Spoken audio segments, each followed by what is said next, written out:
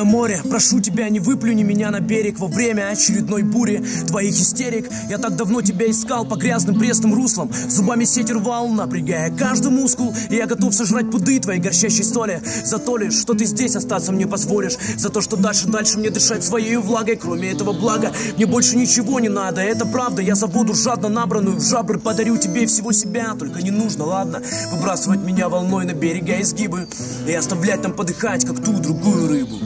Чистый воздух, как едкий дым, совершенно непригоден для дыхания. Рыбы не живут без воды и не ищут почвы под плавниками. Рыбы не умеют ходить и летать не умеют тоже. Рыбу очень просто убить, лишив того, без чего она не может. Я смотрел на твои фото сквозь призмы аквариумных стекол. Мои глаза мне врали, не ловили фокус. Я бился головой об толстый лед этих прозрачных стен. Лучше смерть среди осколков на полу, чем плен. Я знал, что должен быть с тобой еще когда был икринкой. Поэтому я не лежу с открытым ртом на рынке. Поэтому я не в цистерне, не в банке консервной, я здесь.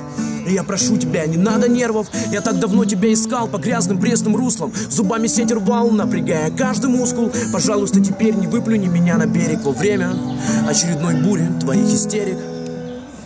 Чистый воздух, как едкий дым, совершенно непригоден для дыхания. Рыбы не живут без воды и не ищут почвы под плавниками. Рыбы не умеют ходить и летать не умеют тоже. Рыбу очень просто убить, лишив того, без чего она не может.